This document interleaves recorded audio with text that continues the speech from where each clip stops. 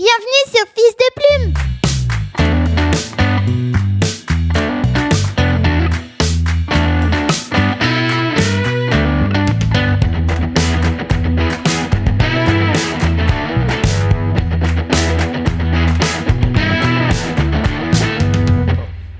Bonjour et bienvenue dans cette émission qui sort de l'ordinaire. Déjà, c'est notre deuxième édition du format Fils de Plume. Et je suis aujourd'hui avec Soren Manu pour présenter cette émission.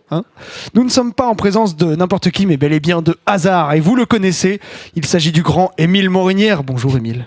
Oh putain, d'accord, c'était ça l'intro. Oh, bah oui, tu m'avais dit que t'allais me choquer avec l'introduction, tu m'as choqué. Bonsoir. Bonsoir. Alors, merci encore une fois d'avoir fait les réglages de cette émission. Mais aujourd'hui, tu n'es pas là en ta qualité d'ingénieur du son ou présentateur de Fils de Plume. Aujourd'hui, tu es notre invité, donc tu réponds quand je te pose une question. Ça fait quoi d'être invité chez soi ?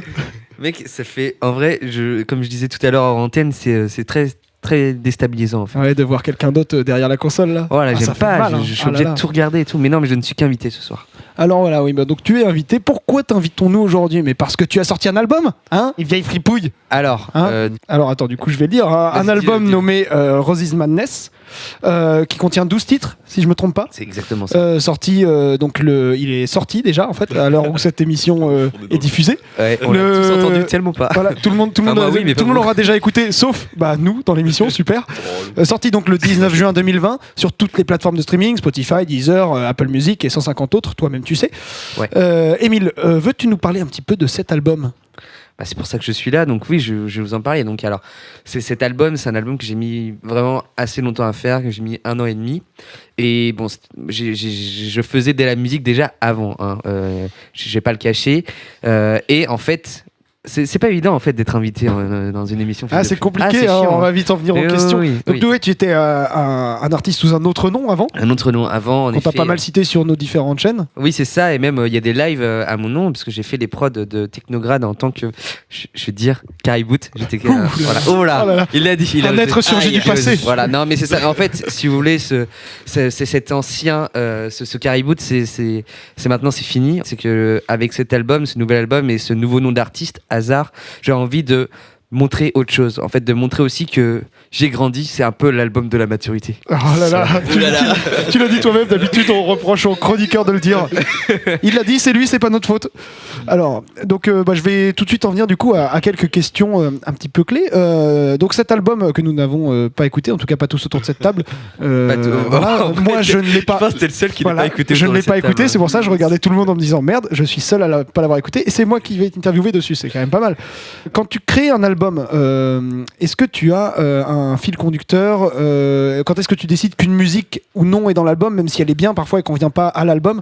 Est-ce qu'il y a des critères en fait pour sélectionner une musique dans un album?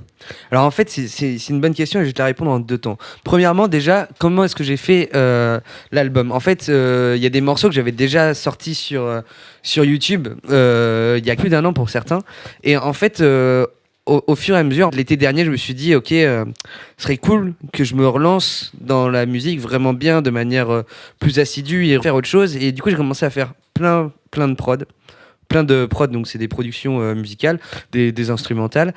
Et en fait, au bout d'un moment, je me suis dit, ok, j'ai plein de trucs, c'est cool, mais ça me correspond. Enfin, ça allait pas. Du coup, je me suis dit, mais qu'est-ce que je pourrais faire? L'hiver dernier, j'étais en train de me dire, ok, je vais peut-être faire un EP. Et au final, je me suis dit, pourquoi pas aller carrément sur un album? Et du coup, je me suis dit, mais merde, mais qu'est-ce que je vais mettre dedans en fait? Et j'ai réécouté un peu tous mes anciens projets, j'ai fait un peu le tour de tout ce que j'avais.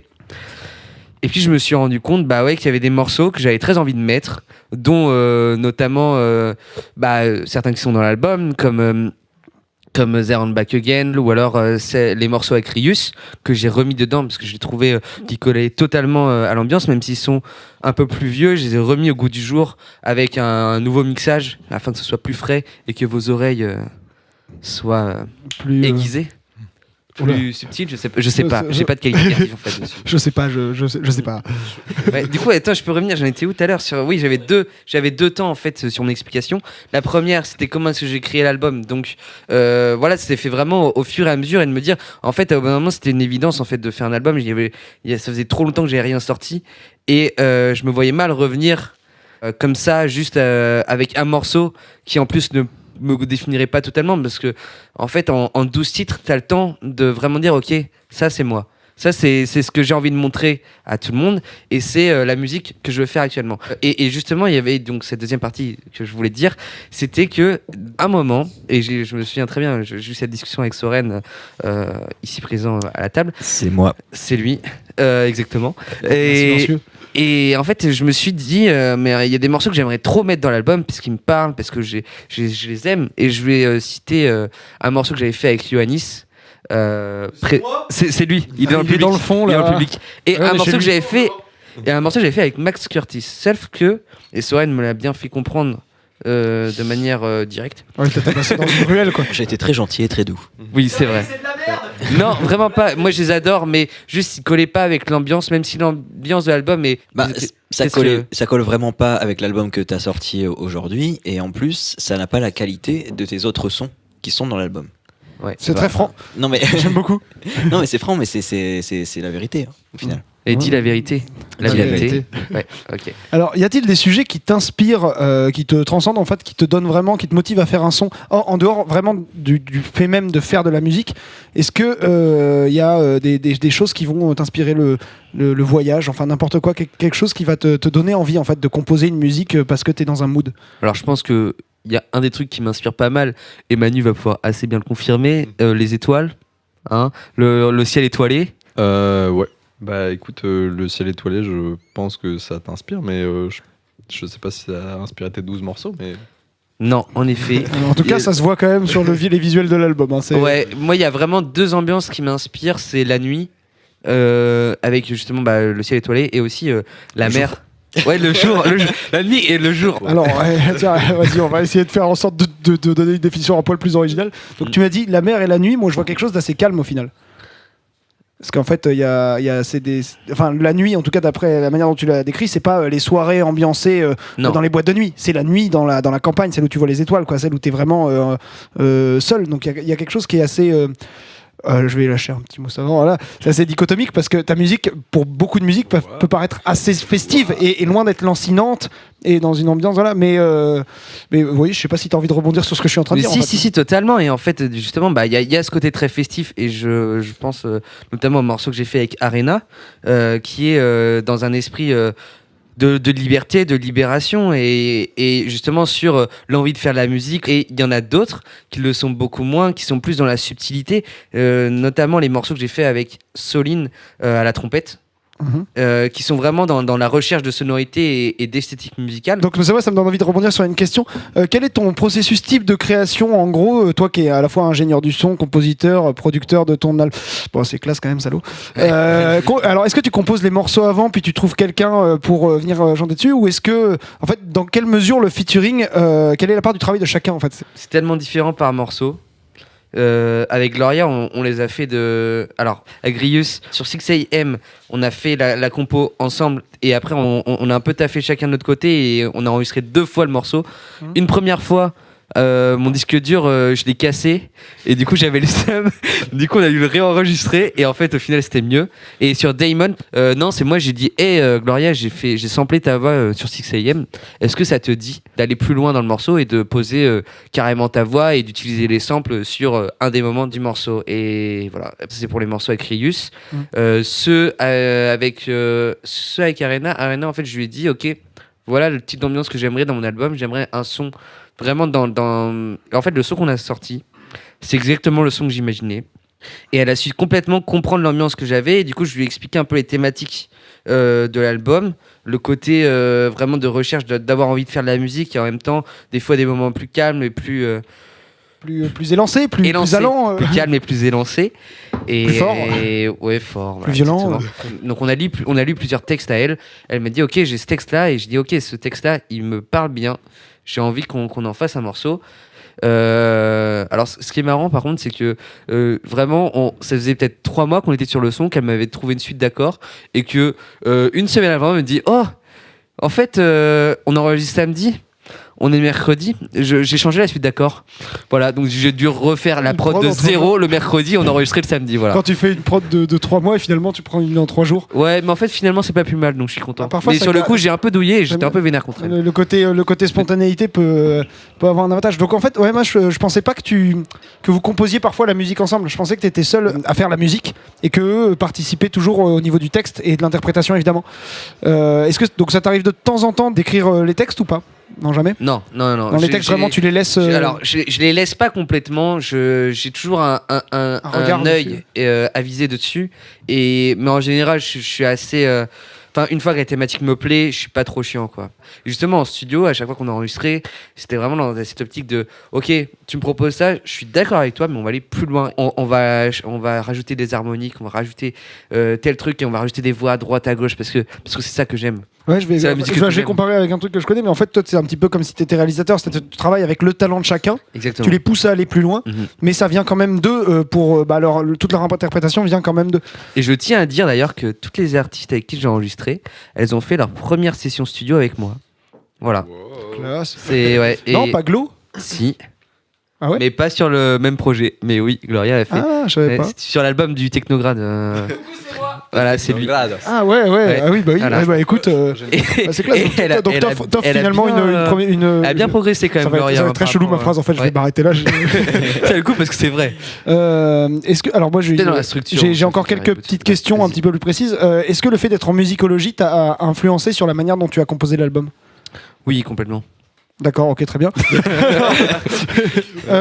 Donc j'avais pas mal d'autres questions, mais on commence à avoir un petit peu le tour. Alors je vais quand même en faire une dernière. Je vais profiter d'avoir Soren et Manu autour de la table pour poser une question un petit peu à vous trois. Donc tu as fait appel à Soren, Manu, Ali, Léonie pour les visuels de l'album. C'est vrai. Comment s'est passée la conception de ce visuel en fait? Quelle a été un petit peu, je vais employer un mot qu'on utilise assez souvent, quel était un peu le workflow, quoi? Quel était le mood? Est-ce que tu dirigeais vraiment tout? Est-ce que c'était des propals? Comment vous avez pensé les choses en fait en bossant avec cette équipe-là?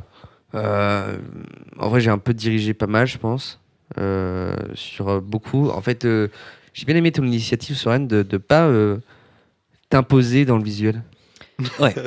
Voilà. C'est normal en même C'est temps le parce moment que des confidences. c'est ton album, ce sont tes morceaux, donc c'est pas à moi de te dire ça c'est mieux que ça, tu vois, genre je vais pas faire ça. Moi je suis là en tant que technicien et en tant que quelqu'un que genre en temps normal dans l'industrie genre hors amical t'aurais payé pour faire ton travail. Ouais. Et du coup bah je réponds à tes demandes et certes je te conseille sur le visuel et sur comment quelque chose marcherait mieux qu'autre chose, mais c'est toi qui as les dernières directives et c'est toi qui décides au final, donc c'est normal en fait de te laisser aux commandes. Voilà. Mais oui, complètement. Et donc Manu, tu as participé de très près au clip. Je sais pas quelle a été ta part justement du travail sur le clip de Paravé. C'est ça, Alors, comme ça qu'il se vraiment prononce? Du coup, Non, c'est pas du vraiment tout. Ah, pas du tout. C'est Je me suis absolument trompé. pas Manu. Ok, alors. Non, Tu m'avais pas dit que c'était Non, Manu qui avait. C'est So qui a tout fait. Oui, Ouais. c'est Ah, pas ah ouais, alors. Non, alors, attends, Excusez-moi, juste une j'étais bourré. On coupe. Manu. Coucou Emile. Manu. Alors, on coupe. Alors, à partir de maintenant, Manu, quelle a été ta part du travail dans la conception visuelle? En fait, je n'ai pas participé au clip de Parvaille, mais par contre, j'ai pu constituer le teaser grâce aux indications très précises de Hazard, Hazard Musique. Je sais Ouais. pas si c'est comme ça. Hasard. c'est bon. Hazard. Voilà. Non, en fait, du coup, Hazard m'a appelé pour me dire quelles étaient ses recommandations. Alors, Et je l'ai appelé exactement comme ça. Allô Manu, ça va? c'est exactement comme ça que Ah ouais, je c'est l'appelais Stéphane du 92, mais bon. Ouais, ça, Stéphane du 80. Bref. Ouais. Par rapport. Ouais. Yes. Ouais. Salut. Voilà, c'est mieux là, Salut. on t'entend Oh. mieux là. Tu veux couper ici aussi, Émile? Non, t'inquiète. Bah, Ah, c'est bon, ça on regardera. Tu seras obligé de le couper. Il est con. Bon, bah, voilà. Du coup, Hazard m'a appelé pour me dire exactement ce qu'il voulait dans son teaser en fait. Il y avait, enfin, il m'a fait une fiche vraiment super précise de voilà. Au début, je veux que ça commence dans les étoiles. Ensuite, ça va directement sur la pochette. Puis après, il y a un petit temps de déformation. Et après, hop, on revient dans les étoiles et tout. Et du coup, en fait, moi, je lui ai proposé des petits effets. Puis il m'a dit, ok, on va juste modifier ça, on va changer ça et tout. Et vraiment, tout a été très réglementé. Et en vrai, c'est cool de savoir quelqu'un qui sait ce qu'il veut. Plutôt que de juste dire ah ouais non ça me plaît pas, je sais pas mais il faudrait trouver autre chose. Plutôt chaud là-dessus en disant ok c'est ça que je veux et pas autre chose. Donc au final, en fait, pour vous deux, c'était un travail assez encadré en fait. Donc, plutôt- Totalement, ouais. Bah justement, en fait, je voulais revenir là-dessus pour parler un peu de mon nom d'artiste. Ah bah écoute, bah vas-y, c'est ben vraiment, oui. vas-y, tu veux que je te pose la question et tu couperas au moment où je te dis? On peut faire ça. Pourquoi hasard? Était-ce un hasard? Et justement, en fait, mon nom d'hasard, en fait, je vais pas vous cacher que je voulais complètement changer de nom d'artiste parce que ce que je faisais ne correspondait plus à mon ancien nom. Caribou. Et en fait, du coup, je me suis dit, mais qu'est-ce que je pourrais trouver? Qu'est-ce qui me correspondrait, en fait? Et j'ai une réunion au sommet avec mes sœurs. Waouh, ça donne J'aurais envie. trop Hein. y participer un jour. Ouais. Ça fait rêver. T'es ma sœur? Non, je crois pas, voilà. Oh merde. Ok. Et j'étais avec elle, puis elles m'ont dit non, Émile, c'est pas possible. Avec ce que tu fais maintenant, t'es obligé d'avoir un autre nom d'artiste.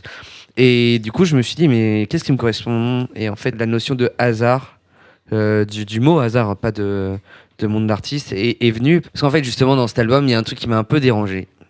C'est que, ok, c'est mon album, mais j'ai vraiment pas laissé place au hasard et à chaque fois, j'ai toujours voulu tout contrôler et tout faire moi-même et absolument donner toutes les directives pour que la route soit tout tracée et que ok, moi je sais où je vais, vous faites ce que je vous dis et vous le faites. Et bon, ils l'ont tous très bien fait, hein, vraiment, mais j'ai pas assez laissé place à je pense des propositions de chacun ou alors juste à la volonté de me laisser un peu place à l'imaginaire des autres ou alors juste de lâcher prise un peu sur le projet. Donc le seul hasard qui réside, c'est dans ton prénom.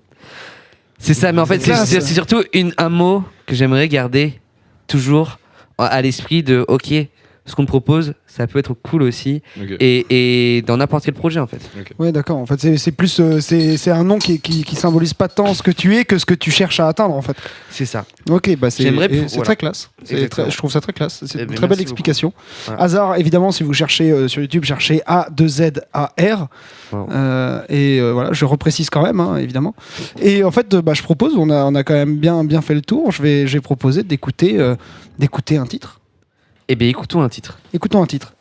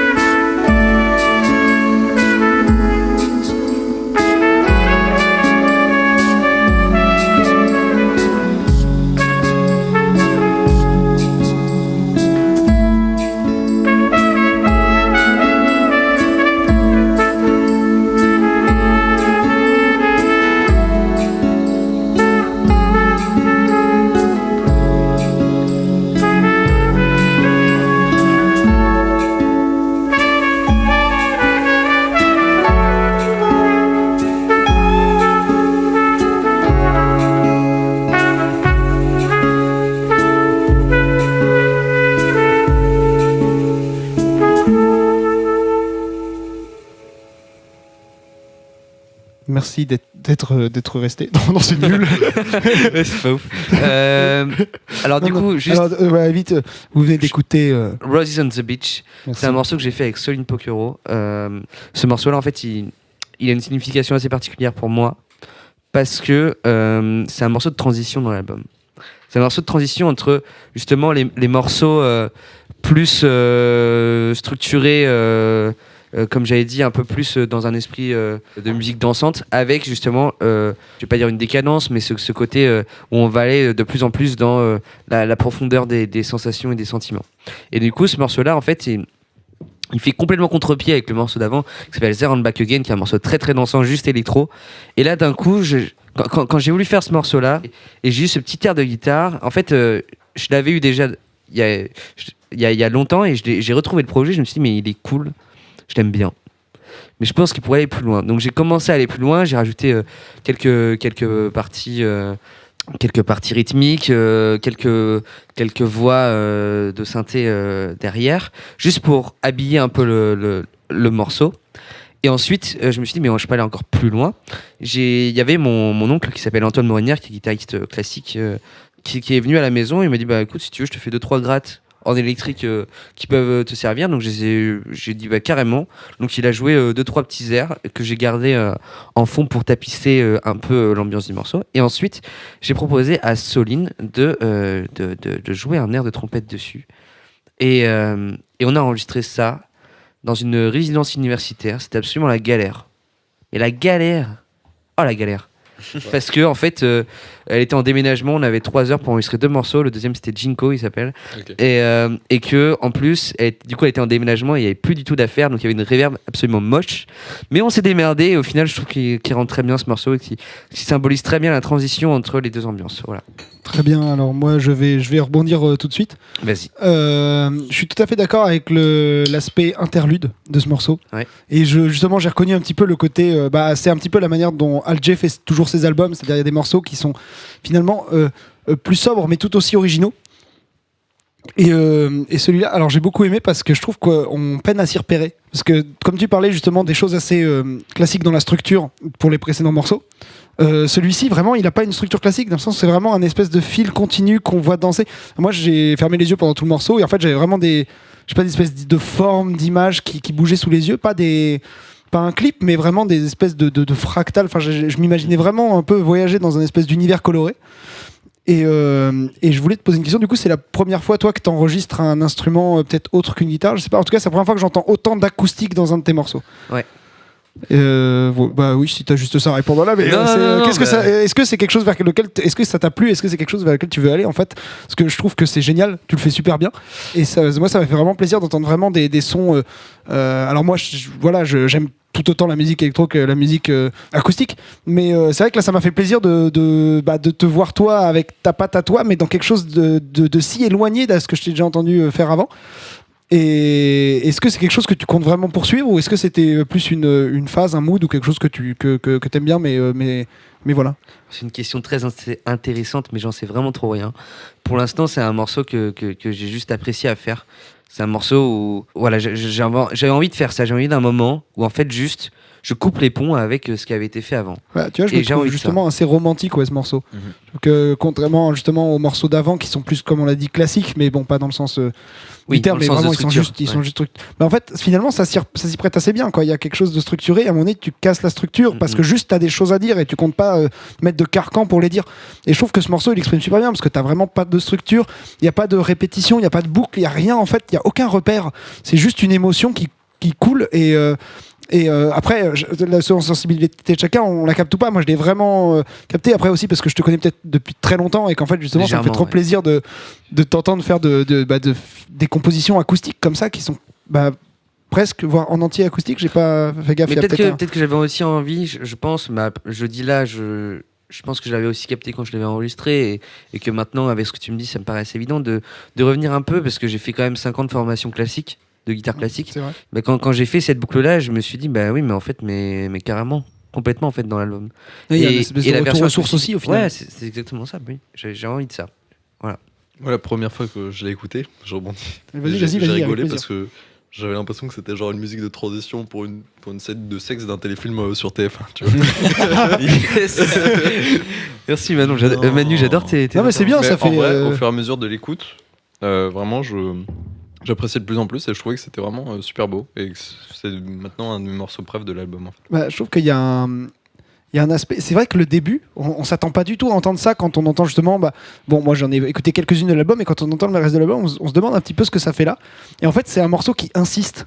C'est-à-dire qu'il dit pas, bon, je fais un truc un peu spécial et puis là, je vais repartir du classique. C'est non, moi je fais ce que j'ai envie de faire et tu vas apprécier ou pas, mais je vais aller jusqu'au bout du délire. Ouais. Et je trouve qu'en fait, en insistant, on finit par l'apprécier. C'est tous les morceaux que je préfère aujourd'hui. À l'époque, j'ai toujours trouvé la première écoute assez étonnant. Et celui-là, les 15 premières secondes, j'ai fait. Tiens, je m'attendais pas. Et au fur et à mesure, au fur et à mesure de la musique, j'ai de plus en plus aimé. Et à la fin, je voulais plus que ça s'arrête. Alors, Tu dis que en n'ayant pas écouté toutes les chansons de l'album, t'as l'impression que ce morceau, tu sais pas trop ce qu'il fait là, mais ayant écouté absolument tout l'album de A à Z, moi je trouve que ce morceau a totalement sa place dans l'album parce que tu as dit tout à l'heure que ton album était un peu un mélange entre la plage et la nuit, et pour moi ce morceau c'est vraiment la transition de le soleil se couche et on arrive dans la nuit. Il se couche sur la plage, on arrive dans la nuit. Et c'est pour ça que moi j'aime beaucoup ce morceau, c'est un de mes morceaux préférés d'ailleurs de l'album avec Jinko que tu as mentionné tout à l'heure, parce que déjà c'est acoustique et moi j'adore l'acoustique. Mais il est à la fois très simple, mais il veut dire beaucoup. Il est fort en émotion, il est fort en chaleur, et c'est pour ça que moi j'aime vraiment beaucoup ce morceau. Voilà, il a totalement sa place dans l'album. Ok, merci Soren, ça fait très Et plaisir. d'ailleurs, que tu dises ça. la première fois que tu m'as fait écouter l'album, rappelle-toi, c'est le premier morceau où j'ai fait waouh. Ouais. Je m'attendais pas du tout à ce que tu fasses ça, et j'étais très bluffé. Voilà. Ouais, bah c'est ça. Je pense qu'il y a aussi, pour le coup, on n'est peut-être pas objectif parce qu'on écoute ce que fait Émile depuis déjà plusieurs années. Si ce n'est en fait depuis le début. Ouais, puis c'est Oui, mes en potes fait, aussi. et en fait, c'est vrai que c'est assez inattendu et ça fait plaisir de te voir sur toujours essayer de conquérir de nouveaux terrains, en fait, de pas te reposer sur tes acquis. Je trouve ça trop cool.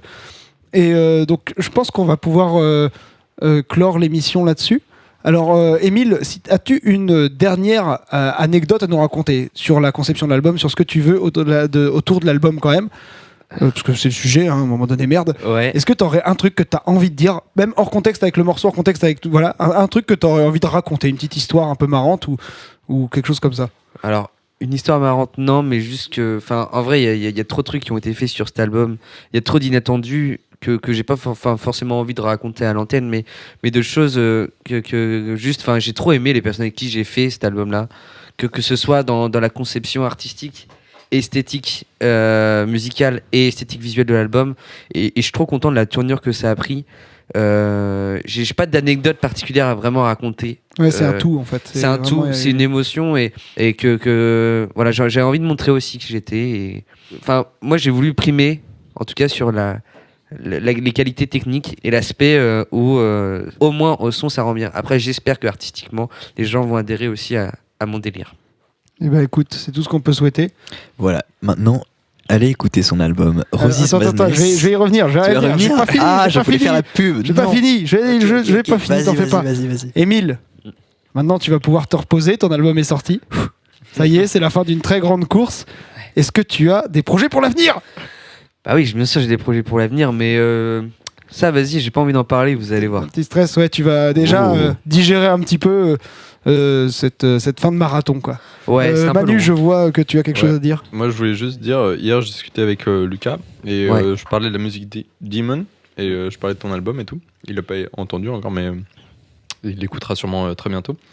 Et il me disait, je trouve qu'il y a une vraie transition entre Caribou et Hazard parce que je trouve que, enfin, juste à la musique Demon et Paravai, il y a vraiment, enfin, tu sens que il y a mis de l'émotion en fait. Et avant, j'avais l'impression qu'il gérait surtout la technique, et maintenant il a appris, peut-être grâce à la musicologie ou autre chose, à y mettre vraiment, à y mettre de lui en fait, à y mettre de l'émotion, et c'est pour ça que l'album sera sûrement beaucoup plus touchant que ce qu'il a fait avant. Ouais, c'est ça. Ok. Je trouve ça génial que tu aies à la fois réussi à mettre de l'émotion et de l'expertise. Parce qu'on voit aussi évidemment l'évolution d'années d'études, d'expérience et tout ça. Et on sent vraiment que là, il y a vraiment un pas qui a été franchi. Ouais. Et qui nous a tous ceux qui ont écouté des sons, impressionnés. En tout cas, moi, le premier, je suis un peu sur le cul, je dois vous dire. Bon, en tout cas, voilà, je vous remercie d'être venu participer à cette émission. L'album est sorti le 19 juin sur toutes les plateformes de streaming. Il s'agit de Rosie's Madness par Hazard. A2ZAR. Vous pouvez l'écouter, vous devez l'écouter. Allez l'écouter s'il vous plaît, il est super.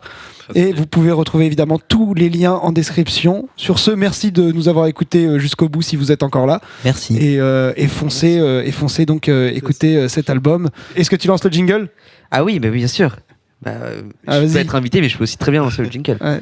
Allez, jingle.